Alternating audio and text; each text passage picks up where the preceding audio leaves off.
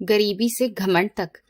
अगर आपने मुझ पर भरोसा किया होता तो आज मेरी ये हालत नहीं होती और मेरे अंदर पल रही जिंदगी भी आज जिंदा होती। ये कहते ही वो बिस्तर पर बेसुध हो गई और मैं अपने पति की तरफ कांपती नजरों से देख रही थी कि कहीं मेरा भेद ना खुल जाए। और तभी सामने से आता हुआ जो आदमी मुझे दिखा, उसने तो मुझ पर बिजली ही गिरा दी। मेरी जान निकल रही थी कि तभी मेरे पति की भी नजर उस आदमी पर पड़ गई, जो पलक झपकते ही उस आदमी के पास पहुंचा और उसका गिरेबान पकड़कर बोला कि बता, तेरे साथ कौन मिला था। मार के डर से उसने अपनी उंगली उठाई और जब मेरे पति ने उस आदमी की उंगली की दिशा में देखा तो वहां पर, मेरा नाम उर्वशी है। हम 3 बहनें थे और हमारा कोई भाई नहीं था। मेरे पापा एक मामूली से क्लर्क थे। हमारी जिंदगी में खुशियों की वजह कम ही होती थी। पापा जितना भी कमाते थे उससे हमारे घर के खर्च ही बड़ी मुश्किल से चल पाते थे। अपनी इच्छाओं का गला तो हमें बचपन से ही घोटना पड़ा था। हमारे घर में कभी भी कोई नए कपड़े या जूते तब तक नहीं आते थे जब तक कि पुराने बिल्कुल खराब नहीं हो जाते थे। उर्वशी बेटा, जरा मेरे लिए चाय तो बना लाना। पापा की थकी हुई आवाज मेरे कानों में पड़ी। वो रोजाना की तरह ऑफिस से थके हुए घर आए थे। मैंने गैस पर चाय का भगोना रखा और गुस्से से बड़बड़ाने लगी। जब देखो तब बस काम और काम। इस घर में तो जैसे हम नौकरानी ही बनने के लिए पैदा हुए थे। मेरी माँ ने मेरे इस तरह से भुनभुनाने की आवाज को सुन लिया। वो मेरे गर्म मिजाज को भांप चुकी थी। वो मेरे पास आई और मेरे कंधे पर हाथ रखकर बोली, ऐसे नहीं बोलते हैं उर्वशी बेटा। तुम्हारे पापा सारे दिन हमारे लिए इतनी मेहनत करते हैं। उनकी आवाज में नरमी थी। तो इतनी मेहनत करके कौन सा उन्होंने हमारे लिए बंगले और गाड़ियां खड़ी कर दी हैं। मैंने तीखा जवाब दिया और चाय का कप जोर से ट्रे में रख दिया। मोहल्ले की लड़कियां नए नए कपड़े पहनती हैं और हम बहनें दिवाली पर भी वही पुराने कपड़े पहनते हैं। मुझे इस गरीबी से बहुत नफरत है। मेरे पापा के बाकी सारे रिश्तेदार हमसे दूर ही रहते थे। गरीब रिश्तेदार भला किसे अच्छे लगते हैं। पापा को हमेशा यही फिक्र परेशान करती रहती थी कि उनकी 3 बेटियों के रिश्ते कैसे होंगे। वो रात को उठकर जागते और परेशान रहते थे। मुझे डर लगता है सुनीता। एक रात मैंने पापा को माँ से बात करते हुए सुना। उनकी आवाज में डर था। मेरी बेटियों का क्या होगा। मेरे पास तो उन्हें अच्छा दहेज देने के लिए भी कुछ भी नहीं है। भला कोई अच्छे घराने वाला हमारी बेटियों का हाथ क्यों थामेगा। आप भगवान पर भरोसा रखिए, माँ ने उन्हें तसल्ली दी। हालांकि उनकी खुद की आवाज भी कांप रही थी। भगवान कोई ना कोई रास्ता जरूर निकालेगा। और फिर सच में एक दिन रास्ता निकल आया। पापा के एक दूर के रिश्तेदार ने एक बहुत अच्छा रिश्ता बताया। वो लोग 2 बहन भाई थे और उनके पिताजी इस दुनिया में नहीं थे। मेरे होने वाले पति का नाम आनंद था। आनंद के पास बहुत पैसा था और वो एक सरकारी पद पर काम भी कर रहा था। ये रिश्ता हमारे लिए किसी चमत्कार से कम नहीं था। उर्वशी दीदी, उर्वशी दीदी, मेरी छोटी बहन दौड़ती हुई मेरे पास आई। उसका चेहरा खुशी से चमक रहा था। पापा बता रहे थे कि तुम्हारा रिश्ता पक्का हो गया है। वो लोग बहुत अमीर हैं। उनके पास बड़ी गाड़ी भी है। मैंने शीशे में अपने चेहरे को देखा। मेरी आंखों में एक अजीब सी चमक दिख रही थी। मुझे तो पहले से ही पता था कि मैं इस गरीब घर में सड़ने के लिए पैदा नहीं हुई हूँ। मैं एक दिन बिल्कुल राजकुमारी की तरह ही राज करूंगी। मैंने बड़े ही घमंड के साथ जवाब दिया। शादी की तैयारियां शुरू हो गई थी। क्योंकि आनंद का परिवार काफी अमीर था, इसलिए उन लोगों ने दहेज को लेकर हमसे कोई भी डिमांड नहीं की। उल्टा उन्होंने मेरी शादी के सारे खर्चों को उठाने के लिए कह दिया। मैं बहुत खुश थी क्योंकि मेरी शादी एक अमीर घराने में हो रही थी और बहुत ही शानदार तरीके से हुई थी। हमारा घर तो बिल्कुल ही साधारण और छोटा सा था, लेकिन जिस घर में मेरी शादी होने जा रही थी वो घर बहुत बड़ा और आलीशान था। मैं उस घर की इकलौती बहू बनने वाली थी। शादी वाले दिन जब मैं दुल्हन बनकर स्टेज पर बैठी तो मुझे ऐसा लगा जैसे मैंने पूरी दुनिया जीत ली हो। मेरे पैर उस दिन जमीन पर ही नहीं टिक रहे थे। मोहल्ले की जो लड़कियां कल तक मुझे गरीब समझकर मुझसे बात नहीं करती थी, आज जलन भरी नजरों से कभी मेरे उस डिजाइनर लहंगे और यूनिक ज्वेलरी को देख रही थी तो कभी मुझे। तुम्हारी तो किस्मत ही खुल गई है उर्वशी, मेरी एक फ्रेंड ने मेरे पास बैठते हुए जलन भरी नजरों से मुझे देखते हुए कहा। मैंने मुस्कुराकर उसे देखा और घमंड से आईब्रो ऊपर करते हुए बोली, कुछ लोगों की किस्मत में राज करना ही लिखा होता है। ये तो बस शुरुआत है। शादी के बाद मैं अपने पति के घर आ गई। आनंद का प्यार और मेरी सास की तरफ से मिलने वाली इज्जत ने मेरा दिमाग और ज्यादा घमंड से भर दिया था। मेरी ननद, जिसका नाम आरती था, उसकी शादी भी आनंद के साथ ही हो गई थी। उन दोनों बहन भाइयों की एक साथ शादियां कर दी गई थी। आरती की विदाई के बाद घर में सिर्फ मैं, आनंद और मेरी सास ही रह गए थे। मेरी सास बहुत ही शांत स्वभाव की महिला थी। एक दिन उन्होंने मुझसे चाय बनाने को कहा। मैंने उनसे कहा कि अभी मैं टीवी देख रही हूँ, कुछ देर बाद बना लूंगी। सास ने एक गहरी नजर मुझ पर डाली और फिर मुस्कुराकर चुपचाप अपने कमरे में चली गई। मुझे उनका इस तरह दबकर रहना बहुत पसंद था।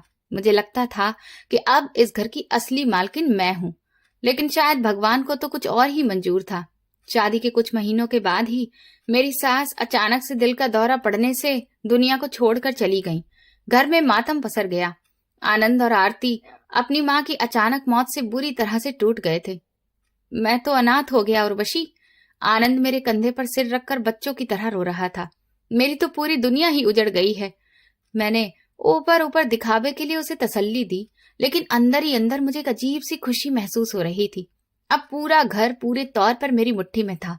कोई भी सास नहीं थी जो मुझ पर हुक्म चलाती या फिर मेरे किसी भी काम में कोई कमी निकालती। यही तो मैं चाहती थी कि मैं घर के हर काम अपनी मर्जी से करूं। मैं घर के सारे नौकरों को अपने तरीके से चलाना शुरू कर दिया था।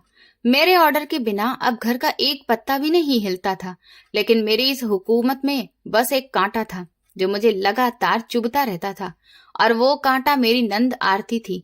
सास के मरने के बाद आनंद का झुकाव अपनी बहन आरती की तरफ कुछ ज्यादा ही हो गया था। वो महीने में कम से कम 2-3 बार आरती के घर जरूर जाता, और जब भी जाता तो खाली हाथ नहीं जाता था। वो उसके लिए ढेर सारे गिफ्ट्स, महंगे कपड़े और तरह तरह की चीजें लेकर जाता। ये इतने सारे शॉपिंग बैग्स किस लिए हैं आनंद? एक शाम जब वो ऑफिस से लौटा तो उसके हाथ में ढेर सारे शॉपिंग बैग देखकर मैंने उससे सवाल किया। मेरे अंदाज में पूछताछ थी। ये मैं आरती के लिए कुछ कपड़े और ज्वेलरी लिए हैं। उसने वो बैग सोफे पर रख दिए और जवाब दिया। उसकी पसंद का रंग मुझे याद आ गया तो सोचा लेकर चलूं। मैंने अपनी मुट्ठियां बंद कर ली। उसके पति के पास क्या पैसों की कमी है जो आप उसे हर महीने कपड़े खरीद कर दे रहे हैं? मैंने ताना मारते हुए कहा। आनंद ने हैरानी से मेरी तरफ देखा।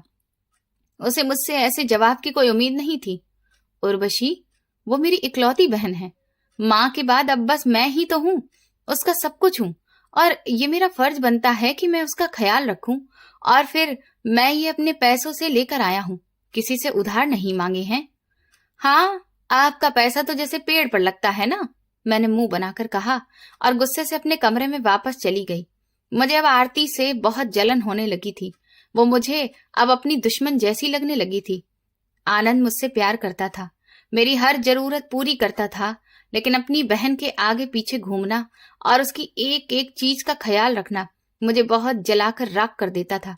मेरा मानना यह था कि आनंद की पूरी कमाई और उसका पूरा ध्यान सिर्फ और सिर्फ मेरे लिए होना चाहिए। मेरी बहन के माँ बाप नहीं रहे हैं। आनंद अक्सर रात को सोते वक्त मुझे समझाने की कोशिश करता था। उसके अंदाज में एक दर्द होता था। मैं नहीं चाहता कि उसे कभी भी ये एहसास हो कि वो अकेली है। मैं उसे पिता का प्यार देना चाहता हूँ। तुम थोड़ा समझा करो उर्वशी। क्या मैंने कभी आपको रोका है? मैं दिखावे के लिए नरमी से कहती, लेकिन मेरे दिल में नफरत की आग भड़कती ही जा रही थी। मैं तो बस आपसे ये कह रही हूँ कि उसका अपना भी घर है। उसके ससुराल वाले क्या सोचते होंगे कि भाई हर वक्त मुंह उठाकर यहाँ पर आ जाता है। जब कभी भी आनंद मुझे अपने साथ लेकर आरती के घर जाता तो मेरा खून खौलने लगता था। आरती आनंद को देखकर ऐसे खुश होती जैसे कि उसे दुनिया की सारी दौलत मिल गई हो। वो दोनों बहन भाई घंटों पुरानी यादों की बातें करते रहते और हंसते मुस्कुराते रहते। मैं एक कोने में बैठी उन्हें देखती रहती और अंदर ही अंदर कुड़ती रहती। वो वक्त जो आनंद को अपने ऑफिस से छुट्टी के बाद मेरे साथ बिताना चाहिए था, वो ज्यादातर अपनी बहन के साथ गुजारता था। एक दिन आरती के घर हम दोपहर के खाने के लिए गए हुए थे। आरती की सास और उसकी 2 नंदे वहीं पर बैठी हुई थी। आनंद किसी काम से बाहर गया हुआ था तो मैंने सही मौका देखा। आरती तो वाकई में बहुत लकी है। मैंने आरती की सास की तरफ देखते हुए कहा और फिर एक साजिश भरी गहरी मुस्कुराहट के साथ आगे की बात शुरू की। हाँ बेटी, भगवान का शुक्र है, हमारा बेटा उसे बहुत खुश रखता है। आरती की सास ने बड़ी ही सादगी से जवाब दिया। मैंने तुरंत आगे की तरफ झुककर खुफिया तरीके से कहा, खुश क्यों नहीं रखेगा? आनंद जो इतने महीनों से अपने पैसों से कई सारे गिफ्ट्स लाकर उसे देता है। कल भी बता रहा था कि आरती ने फोन करके उससे एक कढ़ाई वाले सूट की फरमाइश की थी। मुझे तो कभी कभी हैरत होती है कि आप लोग इसकी इतनी फरमाइशें पूरी कैसे करते होंगे।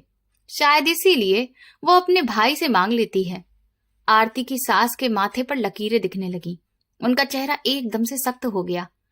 हमारा बेटा उसे कभी किसी चीज की कमी नहीं होने देता है।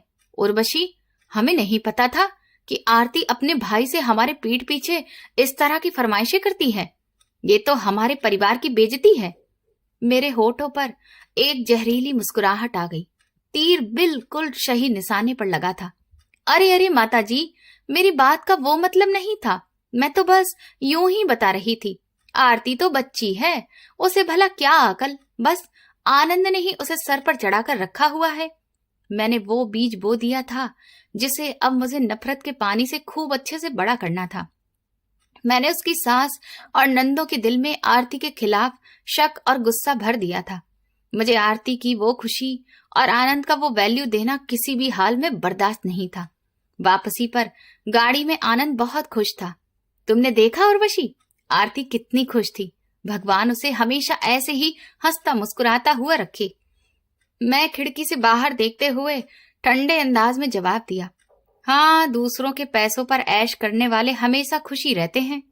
आनंद ने तुरंत ब्रेक लगाए और गुस्से से मेरी तरफ देखा। इस बात का क्या मतलब है उर्वशी? तुम आरती के बारे में ऐसा क्यों बोल रही हो? मैंने आखिर क्या गलत कहा है? मैंने ऊंची आवाज में कहा। सारा दिन उसके ससुराल वाले उसके नखरे उठाते हैं और बाकी कसर तो आप पूरी कर देते हैं। आपको अपनी पत्नी का इतना ख्याल नहीं है जितना अपनी बहन का है। तुम्हारा दिमाग खराब हो गया है? आनंद ने गाड़ी दोबारा से स्टार्ट करते हुए गुस्से से कहा। तो मैं हर वक्त उसे जलन क्यों होती रहती है? मैंने तुम्हारी ऐसी कौन सी इच्छा है जो पूरी नहीं की है? क्या तुम्हें घर में कोई कमी है? कमी तो है, मैंने चिल्लाकर कहा। मेरे पति के वक्त और उसके ध्यान की कमी है, जो हर वक्त अपनी उस बहन के ऊपर लुटाते रहते हैं। उस दिन हमारे रास्ते पर झगड़ा होता रहा। आनंद ने घर पहुंचकर मुझसे बात करना बंद कर दिया था, लेकिन मुझे उसकी नाराजगी की कोई परवाह नहीं थी। मेरे दिमाग में तो सिर्फ एक ही धुन सवार थी कि किसी न किसी तरह से आनंद को आरती से दूर करना है। अगले कुछ महीनों में मैंने अपना काम जारी रखा। जब भी आनंद आरती के घर जाने को होता तो मैं कोई न कोई नाटक करने लगती। कभी सर दर्द का बहाना बनाती तो कभी किसी और जरूरी घर के काम का जिक्र छेड़ देती, और अगर वो फिर भी चला जाता तो फिर वापसी पर मैं उससे खूब झगड़ा करती। वो जानबूझकर आपको अपने घर पर बुलाती है ताकि आप उसे पैसे दे सकें। मैंने रात को अक्सर आनंद के दिमाग में जहर भरना शुरू किया।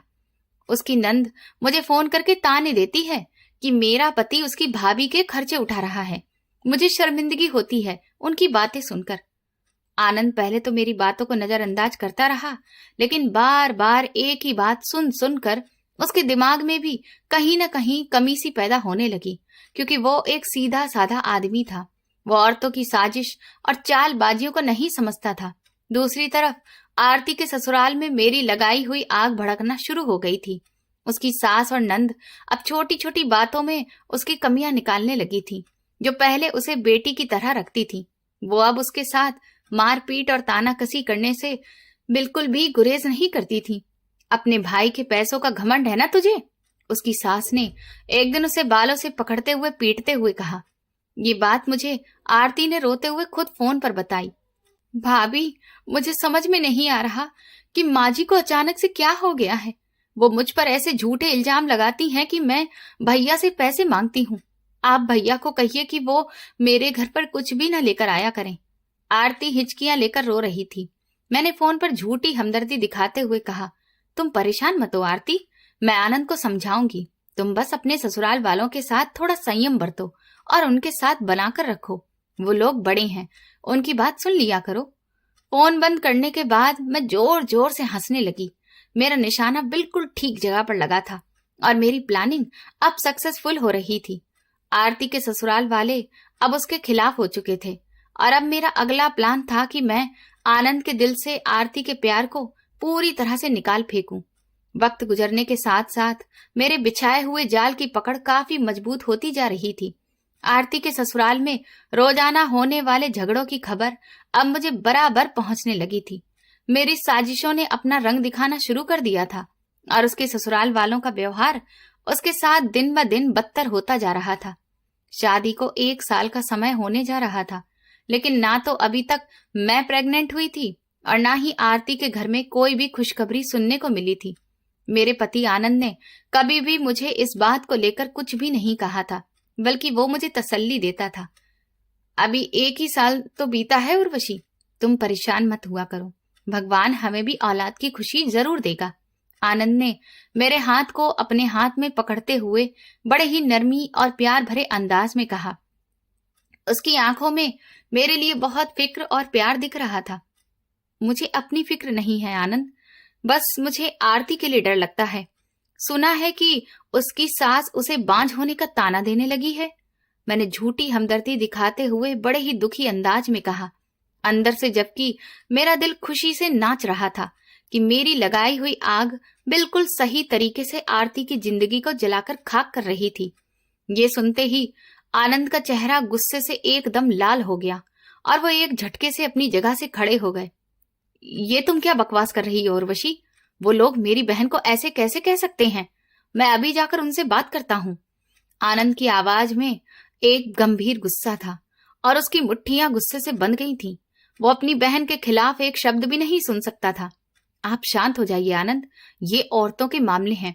आप अगर इस सब के बीच में पड़ेंगे तो फिर मामला और ज्यादा खराब हो जाएगा और फिर आरती का जीना और मुश्किल हो जाएगा। मैंने जल्दी से उसको रोकते हुए उसे समझाने की कोशिश की। मैं बिल्कुल भी नहीं चाहती थी कि आनंद वहां पर जाकर कोई भी सफाई दे और आरती का घर बच जाए, लेकिन मेरी बहन कोई लावारिस नहीं है जो वो लोग उस पर जुल्म करते रहें। मैं उनकी ईंट से ईंट बजा दूंगा। आनंद ने उदासी और गुस्से के साथ कमरे में इधर उधर टहलने लगा। उसके माथे पर पसीने की बूंदें चमक रही थीं और वो बार बार अपनी मुट्ठियों को कसकर भींच रहा था। बच्चा ना होना तो उनके लिए सिर्फ एक बहाना था। आरती की सास और नंद उसे अपने घर में रखना ही नहीं चाहती थी। मेरी भड़काई हुई आग ने उनके दिलों में आरती के लिए इतनी नफरत भर दी थी कि वो हर वक्त उसे बेइज्जत करने का मौका ढूंढती रहती थी। और फिर वो दिन भी आ गया जिसका मुझे बेसब्री से इंतजार था। एक दोपहर आनंद के फोन की घंटी बजी और दूसरी तरफ आरती की सास थी। उन्होंने बड़ी ही बदतमीजी के साथ आनंद से कहा कि वो आकर अपनी बहन को ले जाए, क्योंकि उन्होंने आरती को तलाक दिलवा दिया है। ये आप क्या कह रही हैं माता जी? भगवान से तो डरिए। आखिर मेरी बहन ने क्या बिगाड़ा है आप लोगों का? आनंद के हाथ से फोन छूटने लगा और उसकी आवाज बुरी तरह से कांप रही थी। उसकी आंखों में एकदम से आंसू आ गए, जैसे कि किसी ने उसकी दुनिया ही उजाड़ दी हो। आनंद ने फोन बंद किया और पागलों की तरह गाड़ी की चाबियां उठाकर बाहर की तरफ भागा। मैं भी जल्दी से दुपट्टा लिया और उसकी गाड़ी में पीछे बैठ गई। जब हम वहां पहुंचे तो आरती अपना सामान बांधे आंगन में बैठकर रो रही थी। उसके ससुराल वाले उसे बहुत खरी खोटी सुना रहे थे। भैया, मुझे अपने साथ ले चलिए, मेरी कोई भी गलती नहीं है, ये लोग मुझ पर झूठे इल्जाम लगा रहे हैं। आरती आनंद को देखते ही उसके गले लगकर जोर जोर से रोने लगी। उसकी सिसकियां पूरे घर में गूंज रही थीं और उसका चेहरा आंसुओं से भीगा था। तुम रो मत आरती, तुम्हारा भाई अभी जिंदा है, तुम्हें इन जालिमों के पास रहने की कोई जरूरत नहीं है। आनंद ने अपनी बहन के सर पर हाथ फेरा। ये कहते हुए उसकी अपनी आंखों से भी आंसू निकल पड़े। वो आरती को हिम्मत देने की कोशिश कर रहा था। जिंदगी में पहली बार मुझे अंदर से एक अजीब सी और बहुत राहत देने वाली खुशी महसूस हुई। मेरी दुश्मन मेरी नंद का घर उजड़ चुका था और मेरे घमंड को बहुत राहत मिल रही थी। आनंद आरती को लेकर घर आ गया, लेकिन आरती के मेरे घर वापस लौटने से मेरी जिंदगी का सुकून बर्बाद हो गया। आनंद ने अपना सारा वक्त सिर्फ अपनी बहन को देना शुरू कर दिया था। वो जब भी अपने काम से वापस आता तो सीधा आरती के कमरे में जाता। मेरी बहन इस वक्त बहुत दुख में है उर्वशी। इस वक्त उसे मेरे सहारे की सबसे ज्यादा जरूरत है। तुम भी उसका ख्याल रखा करो। आनंद ने एक रात मुझे अपने पास बिठाते हुए बहुत ही रिक्वेस्ट भरे अंदाज में कहा।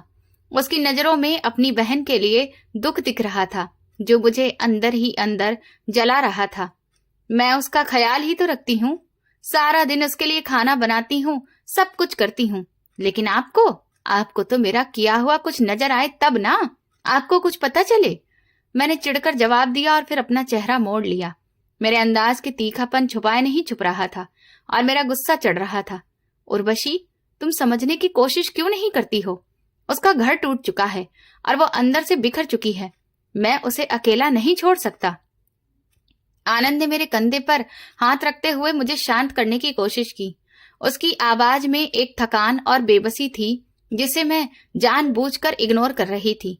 वो टाइम जो उसकी नौकरी से आने के बाद मेरे अधिकार में था, वो अब आरती का हो चुका था। आनंद उसके साथ बैठकर घंटों बातें करता, उसे हंसाने की कोशिश करता। मुझे उन दोनों को इस तरह से हंसते मुस्कुराते हुए देखकर भयंकर गुस्सा आता था। सिर्फ वक्त ही नहीं बल्कि आनंद ने आरती पर पानी की तरह पैसा बहाना भी शुरू कर दिया था। वो जब भी मार्केट जाता तो उसके लिए नए नए तरह के कपड़े और ज्वेलरी लेकर आता। ये देखो आरती, मैं तुम्हारे लिए क्या लेकर आया हूँ। ये रंग तुम पर बहुत अच्छा लगेगा, तुम कल यही पहनना।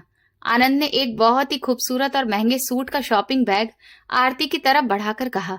उसके चेहरे पर एक हल्की सी मुस्कुराहट आ गई और आनंद भी खुश हो गया, क्योंकि वो अपनी बहन को खुश होते देख रहा था। भैया, आप इतने पैसे क्यों बर्बाद करते हैं? मेरे पास पहनने के लिए पहले से ही बहुत कपड़े हैं। आप उर्वशी भाभी के लिए लेकर आया करिए। आरती ने शर्मिंदगी जताते हुए कहा, लेकिन उसने वो बैग अपने हाथ में पकड़ लिया था। उसकी आंखों में अपने भाई के प्यार को देखकर चमक दिख रही थी। उर्वशी की अलमारी तो कपड़ों से भरी पड़ी है, तुम उसकी फिक्र मत किया करो। तुम तो मेरी आंख का तारा हो और तुम्हें खुश देखने के लिए मैं कुछ भी कर सकता हूँ। आनंद ने आरती के माथे पर हाथ फेरते हुए बड़े ही गर्व और प्यार भरे अंदाज में कहा। उसने मेरी तरफ एक नजर भी नहीं देखा, जबकि मैं वहीं पास में खड़ी हुई गुस्से से ये सब कुछ देख रही थी। ये सारी चीजें मुझे अंदर ही अंदर बहुत कचोट रही थी। मेरे पति का अपनी बहन के आगे पीछे घूमते रहना और उसकी एक एक चीज का इतना ख्याल रखना मुझे बहुत बुरी तरह से चुभ रहा था। आनंद का मानना ये था कि उसकी बहन के माँ बाप नहीं हैं और इसीलिए वो अपनी बहन का हर तरह से ख्याल रखना चाहता है, लेकिन मेरा दिमाग इन सारी बातों को एक्सेप्ट करने के लिए तैयार नहीं था। आपके पैसे क्या काली कमाई के हैं, जो रोज उसके लिए नए नए ज्वेलरी, जूते और कपड़े लेकर आ जाते हैं? उसे भला कौन सा किसी प्रोग्राम में जाना होता है? एक रात जब आनंद आरती के लिए कपड़े देकर कमरे में आया तो मैं चिल्लाते हुए बोली। मेरा चेहरा गुस्से से लाल हो रहा था। उस वक्त मेरी आवाज काफी ऊंची हो गई थी। तुम्हारी दिक्कत क्या है उर्वशी? मैं अपनी कमाई अपनी बहन पर खर्च कर रहा हूँ। तुमसे तो मैं कुछ भी नहीं मांगता हूँ ना, फिर तुम्हें क्या तकलीफ होती है? आनंद ने सख्ती से जवाब दिया और फिर शर्ट झटक कर बेड पर फेंक दी। उसके चेहरे पर मेरे इस तरह की पूछताछ को लेकर भयंकर गुस्सा दिख रहा था। तकलीफ मुझे ये है कि आपके इस पैसे पर सिर्फ मेरा अधिकार है, और जिसको आप एक तलाकशुदा औरत के ऊपर लुटा रहे हैं, जो सारा दिन घर में पड़ी रहती है। मैंने बिना सोचे समझे जहर उगल दिया। मैंने सोचा ही नहीं था कि मैं आनंद की बहन के लिए कितने घटिया शब्द इस्तेमाल कर रही थी। अपनी जुबान को लगाम दो उर्वशी, वो मेरी बहन है और इस घर की बेटी भी है। मैं उसके खिलाफ एक शब्द भी बर्दाश्त नहीं कर सकता। आनंद ने मेरी तरफ उंगली उठाते हुए बड़े ही खतरनाक अंदाज में मुझे चेतावनी दी। उसकी आंखें गुस्से से लाल हो चुकी थीं और मुझे लगा जैसे वो अभी मुझ पर हाथ उठा देगा। जब मेरी बर्दाश्त की हद खत्म हो गई तो मैंने फैसला कर लिया कि किसी न किसी तरह अपने पति को अपनी नंद के खिलाफ करके ही छोड़ूंगी। मैं हर रोज अपने प्लान के तहत आरती की कोई न कोई झूठी सच्ची गलती आनंद के सामने पेश करना शुरू करने लगी। मैं उसे बताती कि आरती सारा दिन काम चोरी करती है, या फिर मोहल्ले की औरतों के सामने हमारी बुराई करती है। लेकिन आनंद मेरी बातों को सुनकर भी अनसुना कर देता था। आज आरती ने सब्जी में नमक जानबूझकर तेज कर दिया था ताकि आप मुझे डांटें। वो मुझसे बहुत जलती है। मैंने शाम की कॉफी उसकी तरफ बढ़ाते हुए झूठी शिकायत की। मैं बड़ी मासूम बनने की कोशिश कर रही थी ताकि आनंद को मेरी बात पर पूरा भरोसा हो जाए। उर्वशी, भगवान के लिए बस कर दो। वो बच्ची पहले से ही इतने दुख में है। तुम उस पर ऐसे घटिया इल्जाम लगाना बंद कर दो, वरना फिर मुझसे बुरा कोई भी नहीं होगा। आनंद ने कॉफी का कप गुस्से से मेज पर पटका और फिर उठकर बाहर चला गया। वो मेरी किसी भी बात पर भरोसा करने के लिए तैयार नहीं था और मेरी उलझन और ज्यादा बढ़ती ही जा रही थी। और मुझे जब गुस्सा आता था फिर तो मैं पीछे हटने वालों में से नहीं थी। मैंने सोच लिया था कि अब कोई ऐसा तीर चलाना होगा जिससे आनंद के दिल में आरती के लिए नफरत पैदा हो जाए।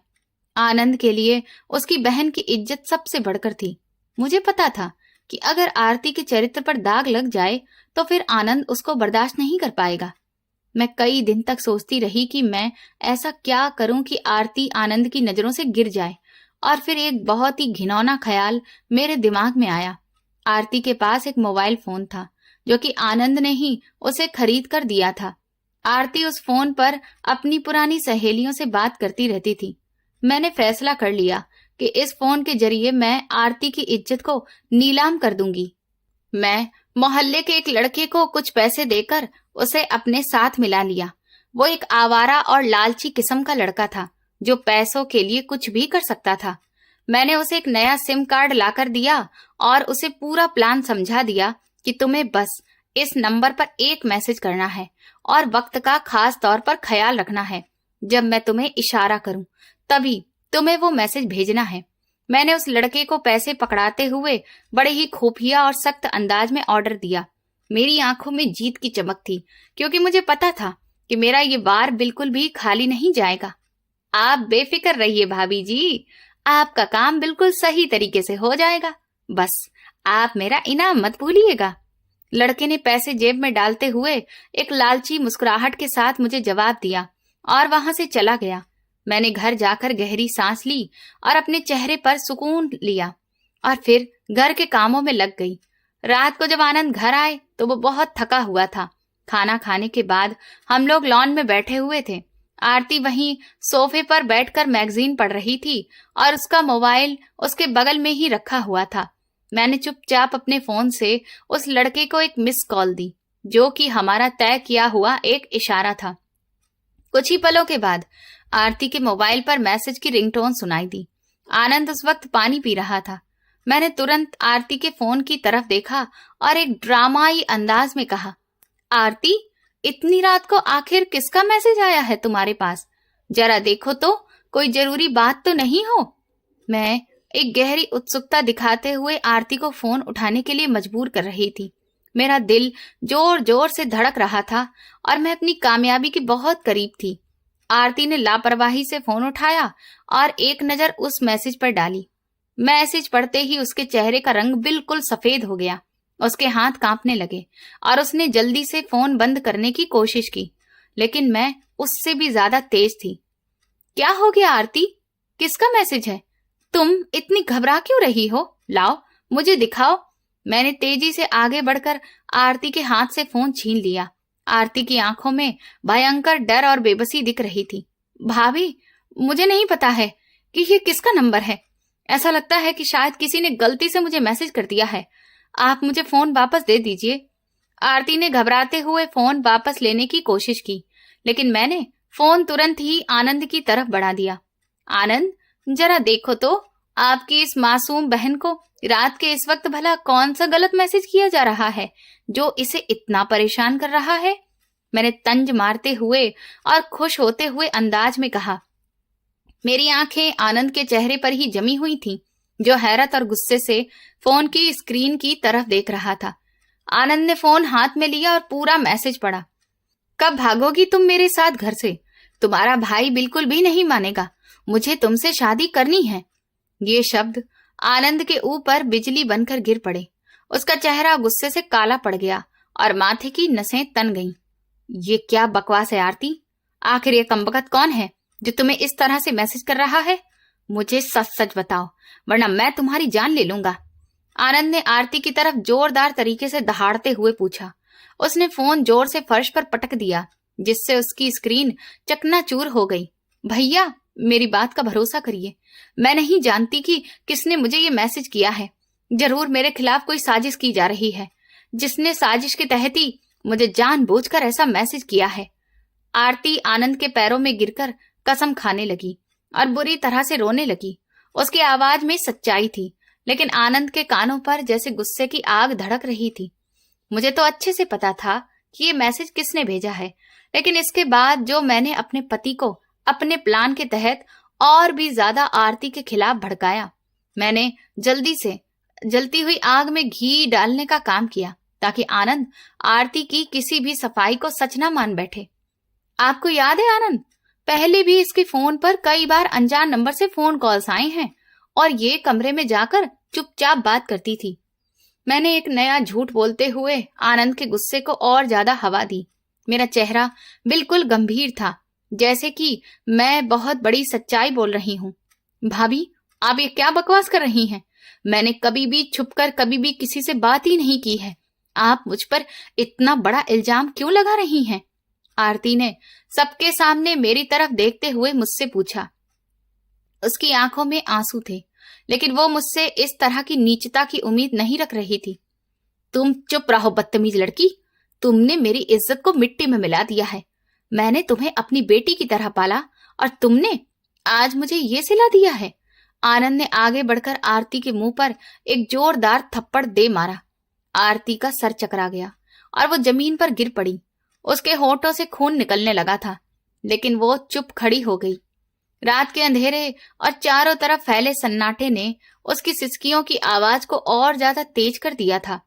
फर्श पर टूटे हुए मोबाइल के टुकड़े बिखरे हुए थे और आरती अपने गाल पर हाथ रखकर जमीन पर बैठ गई थी, लेकिन आनंद की आंखों में अपनी बहन के लिए कोई भी दया नहीं थी।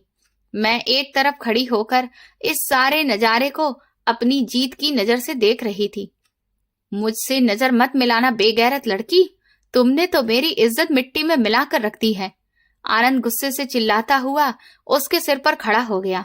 उसकी गर्दन की नसें तन गई थीं और वो गुस्से की वजह से बुरी तरह कांप रहा था। भैया, एक बार मेरी बात सुन लीजिए। मैं कसम खाकर कहती हूँ कि मुझे नहीं पता कि ये किसका नंबर था। आरती ने रोते हुए आनंद को एक बार फिर से सफाई देने की कोशिश की। उसकी आवाज में भयंकर दर्द था, जो किसी भी पत्थर दिल इंसान को पिघला देता। अपना मुंह बंद रखो आरती, अब तुम इस काबिल नहीं रही कि मेरे सामने कोई भी सफाई दो। मैंने आगे बढ़ते हुए आरती का हाथ पकड़कर उसे पीछे खींच लिया और बड़ी ही नफरत से उसकी तरफ देखा।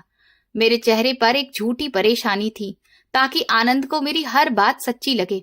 भाभी झूठ बोल रही हैं भैया, इन्होंने खुद ही मेरा फोन छीना था। आरती ने बेबसी से मेरी तरफ उंगली उठाकर चिल्लाने की कोशिश की।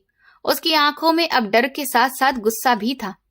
अपनी बकवास बंद करो, अब तुम मेरी पत्नी पर भी इल्जाम लगाओगी ताकि अपने आप को बचा सको। आनंद ने जोर से अपना पैर जमीन पर पटका।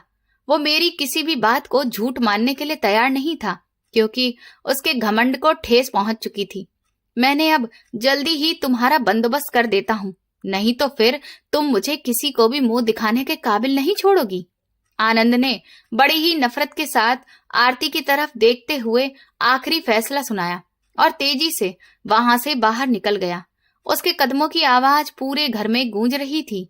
अगली सुबह नाश्ते की मेज पर सन्नाटा पसरा हुआ था। आनंद ने चाय के कप को हाथ तक नहीं लगाया था और उसकी आंखें लाल थीं, जैसे वो सारी रात सोया नहीं हो। मैं चुपचाप नाश्ता बनाते हुए उसके चेहरे के हर एक एक्सप्रेशन को देख रही थी। आपको मेरी कसम है आनंद, इस तरह भूखे रहने से कोई भी प्रॉब्लम का सॉल्यूशन तो नहीं मिल जाएगा ना? मैंने उसके सामने नाश्ते की प्लेट आगे करते हुए बड़े ही नरम और प्यार भरे अंदाज में कहा। मैं चाहती थी कि वो जल्द से जल्द आरती की शादी का फैसला करे। मुझे कुछ भी नहीं खाना है उर्वशी, बस मुझे ये बताओ कि अब मैं इस लड़की का क्या करूं? मेरे दिमाग की नसें फटी जा रही हैं। आनंद ने अपने दोनों हाथों से सिर को पकड़ते हुए बेबसी से कहा उसके चेहरे पर थकावट और शर्मिंदगी साफ दिख रही थी। आप इसकी जल्दी से कहीं शादी करवा दीजिए। कोई भी रिश्ता अच्छा हो, बस इसे विदा करिए, वरना ये आपको कहीं भी मुंह दिखाने के काबिल नहीं छोड़ेगी। मैंने झूठा दिखावा करते हुए कि मैं बहुत ही ठंडे दिमाग से सोच रही हूं, अपना असली मकसद उसके सामने रख दिया। मैंने जानबूझकर अपने शब्दों का चुनाव ऐसा रखा जो उसे और ज्यादा डरा दे। कौन करेगा इससे शादी उर्वशी? ये एक तलाकशुदा लड़की है और अब ऐसा कलंक भी इस पर लग चुका है। आनंद ने मायूसी से मेरी तरफ देखते हुए मुझसे सवाल किया। उसकी आवाज में डर साफ दिख रहा था। हम मोहल्ले की संगीता आंटी से इस बारे में बात करते हैं। वो तो रिश्ते करवाती है ना, वो कोई ना कोई गरीब आदमी ढूंढ ही लेंगी। मैंने तुरंत ही पेशकश करते हुए उसे जवाब दिया। मेरे दिमाग में पहले से ही संगीता आंटी का नाम था, क्योंकि वो गरीब और अनपढ़ लोगों के रिश्ते लाने के लिए बहुत फेमस थी। उसी दिन दोपहर को मैंने संगीता आंटी को घर बुला लिया। मैंने उन्हें पहले ही कुछ पैसे देकर समझा दिया था कि उन्हें कैसा रिश्ता लाना है। ड्राइंग रूम में बैठते ही मैंने आनंद को भी वहां पर बुला लिया ताकि बात पक्की की जा सके। बेटा, एक लड़का है, हमारे समाज का ही है, उसकी एक छोटी सी दुकान है। आंटी ने सोफे पर बैठते हुए बात शुरू की। उनकी आंखों में एक लालच चमक रहा था। क्या वो पहले से शादीशुदा है या फिर वो कुंवारा है? उसके बारे में साफ साफ बताइए आंटी। मैंने बड़ी ही गंभीरता दिखाते हुए संगीता आंटी से पूछा, ताकि आनंद को साफ तौर पर यह लगे कि मैं कितनी सीरियस हूं इस मैटर को लेकर और उसे मुझ पर जरा भी शक न हो। वो पहले अपनी 2 पत्नियों को तलाक दे चुका है, लेकिन कमाता तो ठीक ठाक है। उसका अपना छोटा सा घर भी है। आंटी ने बड़ी बेशर्मी के साथ उस इंसान की सच्चाई बताते हुए कहा। यह सुनकर आनंद के माथे पर लकीरें उभर आईं। 2 पत्नियों को तलाक दे चुका है? मैं अपनी बहन को ऐसे शख्स के साथ भला कैसे ब्याह सकता हूं? आनंद ने थोड़ा गुस्से और परेशानी के साथ संगीता आंटी की तरफ देखते हुए कहा। उसके अंदर का भाई अभी पूरी तरह मरा नहीं था। तो आपको क्या लगता है कि किसी राजा महाराजा का रिश्ता आएगा आपकी बहन के लिए आनंद, जो आप इतने नखरे दिखा रहे हैं? मैंने तुरंत ही बीच में बोलते हुए तेज अंदाज में आनंद को टोका। मैं उसे किसी भी हाल में सोचने का मौका ही नहीं देना चाहती थी। उर्वशी ठीक कह रही है बेटा, अब ऐसी लड़कियों के लिए तो ऐसे ही रिश्ते आते हैं। तुम जल्दी से फैसला कर लो। आंटी ने मेरी बात को और वजन देते हुए आनंद पर और ज्यादा दबाव बना दिया। उनका अंदाज बहुत ही चालाक औरत जैसा था। ठीक है आंटी, आप उस दुकानदार से बात पक्की कर दीजिए। मैं बिना कुछ सोचे समझे कल ही शादी करवा दूंगा। आनंद ने गहरी सांस लेते हुए बड़े ही थके अंदाज में अपना फैसला सुना दिया। उसने हार मान ली थी और अब वो सिर्फ अपनी जान छुड़ाना चाहता था। अगले दिन घर में एक अजीब सी खामोशी के साथ शादी की तैयारी हो रही थी। कोई भी खुशी या कोई भी शोर शराबा नहीं था। आरती को एक साधारण से लहंगे में तैयार करके बिठा दिया गया था। वो बिल्कुल पत्थर की मूरत बनी हुई थी और उसके चेहरे पर जिंदगी को लेकर कोई चमक नहीं दिख रही थी। मैं उसके कमरे में जाकर उससे टेढ़ी नजर से देखा। तुम्हारी वजह से मेरी जिंदगी बर्बाद हो गई उर्वशी। भगवान तुमसे इसका हिसाब जरूर लेगा। आरती ने रोते हुए मेरी तरफ देखकर बड़े ही दुख भरे अंदाज में मुझे बद्दुआ दी। उसकी आंखें सूजी हुई थीं और चेहरा बिल्कुल पीला पड़ चुका था। अपने पापों की सजा मुझे मत दो आरती। तुमने जो बोया है वही तुम काट रही हो। अब चुपचाप यहां से दफा हो जाओ। मैंने उसके कान के पास झुककर बड़े ही जहरीले और नफरत भरे अंदाज में धीरे से कहा। मेरे दिल में उसके लिए कोई भी दया नहीं थी, बल्कि एक जीत जाने का घमंड था। पंडित जी ने शादी करवाई और उस गरीब दुकानदार ने, जो देखने में ही एक गंवार और बड़ा ही उजड्ड टाइप का लग रहा था, सारी रस्में आरती के साथ निभाई। आनंद ने अपनी बहन को विदाई करते वक्त उसकी तरफ देखा भी नहीं। वो इंसान आरती का हाथ पकड़कर उसे घर से बाहर ले गया। मैंने भगवान को धन्यवाद कहा कि ये मुसीबत मेरे घर से निकल गई और एक गरीब परिवार में पूरी जिंदगी सड़ने के लिए चली गई। मैंने दरवाजा बंद करते हुए एक लंबी और सुकून भरी सांस ली और खुद से कहा। मेरे चेहरे पर एक लंबी मुस्कुराहट थी, जो कि मेरी कामयाबी और जीत का सबूत थी। वो विदाई के वक्त कुछ भी नहीं बोली, चुपचाप अपनी आंखों में आंसू लिए उस आदमी के साथ विदा हो गई। उसकी वो खामोशी आनंद के दिल पर बोझ बन गई थी, लेकिन उसका गुस्सा अभी भी उस बोझ पर हावी था। उसे लगता था कि उसने अपनी इज्जत को बचा लिया है, जबकि सच्चाई तो ये थी कि वो तो मेरी साजिश का मोहरा बन चुका था। ऐसे ही फिर दिन गुजरते गए और मेरी जिंदगी में मेरी मर्जी की मिल्कियत जारी हो गई। आरती के जाने के बाद घर में सिर्फ मैं और आनंद ही रह गए थे। घर के हर कोने पर अब सिर्फ मेरा राज था और मुझे किसी भी तरह की कोई रोक टोक नहीं थी। तुम शाम को मेरे साथ शॉपिंग पर चलोगी उर्वशी? मुझे तुम्हारे लिए कुछ ज्वेलरी लेनी है। आनंद ने नाश्ता करते हुए बड़े ही प्यार भरे अंदाज में मुझसे पूछा। उसकी आंखों में मेरे लिए प्यार था, लेकिन कहीं गहराई में एक उदासी भी छुपी हुई थी। हाँ बिल्कुल आनंद, मैं शाम तक तैयार हो जाऊंगी। मुझे कुछ नए कपड़े भी लेने हैं जो मैंने टेलर को सिलने के लिए दिए थे। मैंने खुशी से चहकते हुए जवाब दिया और उसके हाथ पर हाथ रख दिया। मैं उसकी दौलत का अपनी मर्जी से इस्तेमाल करके अपने खालीपन का बदला ले रही थी। मेरा पति कभी भी आरती के घर नहीं गया और वो भी कभी भी हमारे घर नहीं आई। शायद उसे अपने भाई पर जो गुमान और भरोसा था वो अब पूरी तरह से टूट चुका था। वो जानती थी कि उसका भाई अब उसका मुजरिम बन चुका है, जिसने बिना सोचे समझे उसे एक दरिंदे के हवाले कर दिया। ये बहुत अच्छी बात है आनंद कि आपने उससे रिश्ता खत्म कर दिया है। ऐसे लोगों से दूर रहना ही बेहतर होता है। मैंने एक रात सोने से पहले आनंद की सोच को और ज्यादा पक्का करते हुए कहा। मैं नहीं चाहती थी कि वो कभी भी आरती की तरफ पलट कर देखे। मैंने उसे हमेशा के लिए अपनी जिंदगी से निकाल दिया है उर्वशी। तुम अब उसका नाम मेरे सामने मत लिया करो।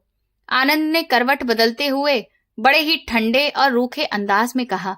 उसे अब आरती का नाम सुनना भी गवारा नहीं था। मैंने सोचा अच्छा ही हुआ कि अब वो नहीं आएगी। आएगी तो फिर से मेरे पति का पैसा लुटाएगी। मैं अपने पैसे के गुरूर में रहती थी और मुझे किसी की भी कोई परवाह नहीं थी। मोहल्ले की औरतों के पास मैं कम ही उठती बैठती थी और किसी के भी घर आती जाती भी नहीं थी, क्योंकि मुझे बहुत घमंड था। भाभी, सुना है कि आरती की शादी किसी दुकानदार से हो गई है। क्या वो वहां पर खुश है? मोहल्ले की एक औरत ने एक दिन मार्केट में रोकते हुए उत्सुकता भरे अंदाज में मुझसे पूछा। उसकी आंखों में मोहल्ले की सारी खबरें जानने की भूख दिख रही थी। हमें उससे कोई मतलब नहीं है। वो जहां भी है अपने कर्मों की सजा भुगत रही है। मैंने बड़े ही घमंड के साथ जवाब दिया और अपना मुंह दूसरी तरफ फेर लिया। मैं खुद को उन सब से बहुत ऊपर समझती थी। मैं नए नए तरह के फैशन करती और कई तरह के अनाप शनाप खर्चों पर अपने पति का पैसा बर्बाद करती रहती, लेकिन आनंद ने कभी कोई शिकायत नहीं की और ना ही मुझे कभी किसी तरह का खर्च करने से रोका। मेरे कपड़ों की अलमारी एक से एक महंगे कपड़े, जूते, पर्स, इन सब चीजों से भर चुकी थी, लेकिन मेरी भूख थी कि खत्म होने का नाम नहीं ले रही थी। ये नया सूट कितने का लिया है उर्वशी? ये तो बहुत ही महंगा लग रहा है। आनंद ने अलमारी में रखे हुए मेरे नए सूट को देखते हुए हैरत के साथ पूछा। अरे ये तो बस कुछ 1000 रुपए का ही है आनंद। आपको मेरी खुशी से ज्यादा पैसों की फिक्र होती है क्या? मैंने तुरंत ही मुंह बनाते हुए नजाकत से कहा। मैं चाहती थी कि वो मेरी नाराजगी बर्दाश्त ना कर पाए। अरे नहीं नहीं उर्वशी, तुम जो चाहे वो खरीद सकती हो। मेरा सब कुछ तो तुम्हारा ही है ना। आनंद ने जल्दी से मुस्कुराते हुए बात को संभालते हुए कहा। वो मुझे किसी भी तरह से नाराज नहीं करना चाहता था और ये देखकर मैं बहुत खुश थी कि मेरा पति अब पूरी तरह से मेरी मुट्ठी में है और मेरी हर बात मानता है। तकरीबन आधी रात हो गई थी और कमरे में अंधेरा पसरा था। मैं गहरी नींद में सो रही थी कि अचानक आनंद जोर से चिल्लाकर बिस्तर से उठ बैठा। उसके इस अचानक जोरदार चीखने ने मुझे बुरी तरह से डरा दिया था। क्या हो गया है आनंद? आप इतनी बुरी तरह से क्यों चिल्लाए? आपकी तबीयत तो ठीक है ना? मैंने घबराकर लाइट जलाई और जल्दी से उन्हें पानी का गिलास दिया। वो पूरी तरह से पसीने से भीगा हुआ था और जोर जोर से हाँफ रहा था। मम्मी मेरे सपने में आई थी। वो बहुत बुरी तरह से रो रही थी और बार बार कह रही थी कि अपनी बहन को बचा लो। आनंद ने कांपते हाथों से पानी का गिलास पकड़कर हाँफते हुए जवाब दिया। उसकी आंखों में डर और एक अजीब सी घबराहट साफ दिख रही थी। अरे वो तो सिर्फ एक सपना था। आप यूं बेवजह परेशान मत होइए और डरिए नहीं। चुपचाप लेटकर सो जाइए। ऐसा कुछ नहीं है। मैंने उसे रूखेपन से तसल्ली देने की कोशिश की। मुझे उस वक्त भी आरती का जिक्र नफरत से भर रहा था। मैं चाहती थी कि आनंद इस बात को अपने दिमाग से निकाल दे, लेकिन मेरा पति सारी रात बेचैन होकर सो न सका, बल्कि वो लगातार टहलता रहा। शायद उसे सुबह होने का इंतजार नहीं हो रहा था, या फिर वो मेरी वजह से रुका हुआ था। लेकिन उसकी बेचैनी बता रही थी कि वो बहुत ज्यादा घबराया हुआ है, या तो अपनी बहन के लिए या फिर अपनी माँ के लिए। सुबह जैसे ही उजाला फैला तो वो तुरंत घर से बाहर निकल गया। मैं जानती थी कि अब वो आरती के घर पर ही गया होगा, क्योंकि 1 साल में पहली बार ऐसा हुआ था कि मेरा पति अपनी बहन के लिए इतना परेशान होकर उसके घर गया हो। मैंने तुरंत बिस्तर से उठी और जल्दी से दुपट्टा ओढ़ा। मैं भी अपने पति के पीछे ही चल दी कि कहीं ऐसा ना हो कि वो मेरे पति के सामने अपने मगरमच्छ के आंसू बहाकर दिखाए और मेरा पति उसकी बातों पर भरोसा कर ले और उसे दोबारा अपने घर ले आए। मैं किसी भी हाल में अपनी की गई इतनी मेहनत पर पानी फिरने नहीं देना चाहती थी। मैं तेज कदमों से बाहर निकली और फिर रिक्शा लेकर उस दुकानदार के खस्ता हाल घर के बाहर पहुंची, जो कि खुला हुआ था। मैंने जैसे ही अपने पति के पीछे भागी और आरती के घर में कदम रखा तो मुझे ऐसा महसूस हुआ जैसे मेरी सांसें रुक जाएंगी। अंदर आरती फर्श पर पड़ी हुई थी। उसके माथे से खून बह रहा था। उसका पूरा वजूद जख्मों से भरा पड़ा था। मेरा पति उसे अपनी गोद में लेकर बुरी तरह से रो रहा था। आरती, मेरा बच्चा, आंखें खोलो, देखो तुम्हारा भाई आ गया है, तुम्हें कुछ भी नहीं होगा। आनंद पागलों की तरह अपने रूमाल से उसके माथे के खून को रोकने की कोशिश कर रहा था। उसकी आवाज में एक ऐसा दर्द था जिसने पूरे मोहल्ले के लोगों को इकट्ठा कर लिया था। पता चला कि वो 9 महीने की प्रेग्नेंट थी और उसका पति दिन रात उसके साथ मारपीट करता था। रात को भी उस जालिम आदमी ने पैसों की खातिर उसे बुरी तरह से पीटा था, जिससे उसकी ये हालत हुई थी। उसे तुरंत ही अस्पताल ले जाया गया। डॉक्टर ने इमरजेंसी में उसका ऑपरेशन किया, लेकिन उसका बच्चा मर चुका था। हालांकि आरती खुद बच गई थी, लेकिन वो बिल्कुल खामोश थी। मुझे माफ कर दो आरती, मैं अंधा हो गया था, मुझसे बहुत बड़ी गलती हो गई। उस वक्त मेरा पति उसके सामने हाथ जोड़कर बैठ गया और बुरी तरह से रोने लगा। उसका सारा घमंड टूट चुका था। मेरे पास तो देने के लिए कुछ भी रहा ही नहीं। काश आपने मुझ पर भरोसा किया होता तो आज एक जान इस तरह से खत्म ना होती। आरती ने एक नजर मेरी तरफ देखा और बेजान आवाज में बोली। उसकी आंखों में कोई भी आंसू नहीं थे, बल्कि गहरा दुख था। मैं तो अंदर से मर चुकी हूँ। आपके उस फैसले ने मुझे मेरी जिंदगी की आखिरी उम्मीद भी छीन ली है। आरती ने अपना चेहरा दूसरी तरफ घुमा लिया। उसके शब्द मेरे दिल पर हथौड़े की तरह बरस रहे थे। मुझे पहली बार यह एहसास हुआ कि मैंने उसके साथ सच में बहुत गलत किया और मेरी साजिश ने एक मासूम जान ले ली। उसी वक्त अस्पताल के वार्ड में मोहल्ले का वो आवारा लड़का आ गया जिसे मैंने पैसे देकर मैसेज करवाया था। वो किसी झगड़े में जख्मी होकर वहां पर मरहम पट्टी करवाने के लिए आया था और आनंद को देखकर वो बुरी तरह से घबरा गया। आनंद ने उसे पहचान लिया और उसका गिरेबान पकड़ लिया।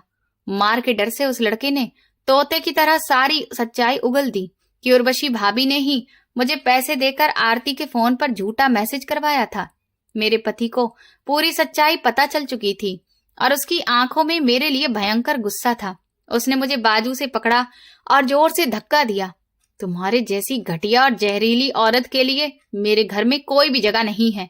मैं तुम्हें अभी इसी वक्त घर से निकाल दूंगा। आनंद मुझ पर चिल्ला रहा था और उसकी आंखों से आग बरस रही थी। मुझे लगा कि आज मेरी जिंदगी का आखिरी दिन है।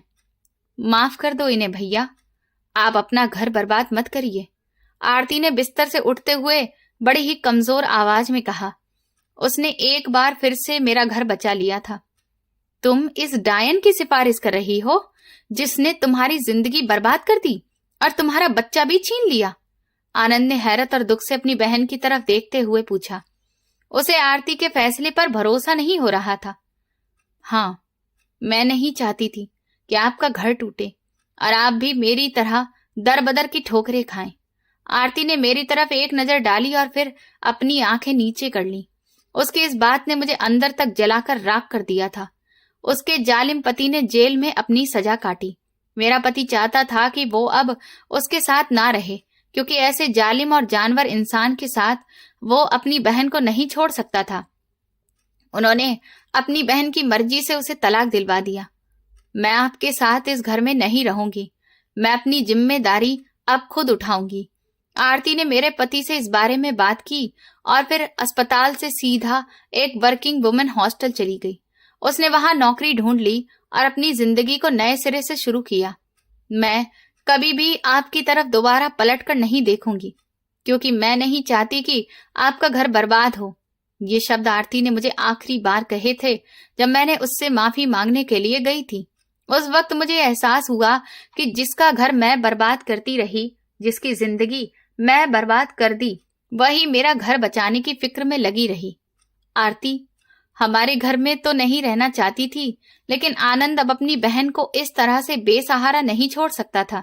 इसीलिए उसने एक बहुत अच्छा रिश्ता काफी तसल्ली करने के बाद आरती के लिए ढूंढा और उसकी एक बेहतरीन परिवार में शादी कर दी। आज आरती अपने पति के साथ बहुत खुश है। बस यही सोचकर मैं भी खुश हो जाती हूँ और अपने पापों का बोझ कम करने की कोशिश करती हूँ। आज तक मैं औलाद की खुशी से महरूम हूँ। डॉक्टर ने जवाब दे दिया है कि मैं कभी भी मां नहीं बन सकती। मेरी नंद आरती की 2 बेटियां हैं और उसने अपनी दूसरी बेटी मुझे दे दी, जिसे मैं अपनी औलाद बनाकर आज पाल रही हूँ। जिस ममता के एहसास के लिए मैं तरसती थी, उस एहसास को मेरी नंद की मेहरबानी ने ही पूरा किया। उसने तो वहां भी मेरा साथ दिया है जहां अक्सर आदमी और ससुराल वाले भी साथ छोड़ देते हैं, लेकिन मुझे आज तक पछतावा है कि मैंने उसके साथ इतना बुरा किया। हर रात जब मैं उस बच्ची को अपने सीने से लगाती हूँ तो मुझे आरती का वो खून से लथपथ चेहरा याद आ जाता है और मेरी आत्मा तक कांप उठती है। दोस्तों, लालच, ईर्ष्या और घमंड इंसान से ऐसे पाप करवा देते हैं जिनकी सजा उन्हें जिंदगी भर पछतावे के रूप में भुगतनी पड़ती है। रिश्तों में शक और साजिश से किसी का जीवन बर्बाद हो सकता है। इसीलिए हमेशा सच, भरोसा और इंसानियत को सबसे ऊपर रखना चाहिए। जो दूसरों के लिए गड्ढा खोदता है, एक दिन वही उसमें खुद गिरता है और तब पछताने के सिवा कुछ भी नहीं बचता है। दोस्तों, आप मुझे ये बताइए कि अगर आप आरती की जगह पर होते तो क्या आप उर्वशी को माफ कर पाते? मुझे कमेंट करके जरूर बताइएगा। और आप किस शहर से हमारी कहानी सुन रहे हैं और आपको ये कहानी पसंद आई हो तो प्लीज कमेंट में बताएं। इस वीडियो को लाइक करें, ज्यादा से ज्यादा शेयर करें और हाइप दें। साथ ही चैनल को सब्सक्राइब करना ना भूलें। और अगर आपको मेरी मेहनत पसंद आई हो तो मुझे सुपर थैंक्स देकर अपना प्यार और सपोर्ट जरूर दिखाएं, ताकि मैं आपके लिए ऐसी ही शानदार कहानियां लाती रहूं। ये कहानी केवल मनोरंजन और जागरूकता के उद्देश्य से बनाई गई है। इसमें दिखाए गए सभी पात्र और घटनाएं काल्पनिक हैं, जिनका किसी भी व्यक्ति या घटना से कोई संबंध नहीं है। कहानी का उद्देश्य केवल एक सामाजिक संदेश देना है। धन्यवाद।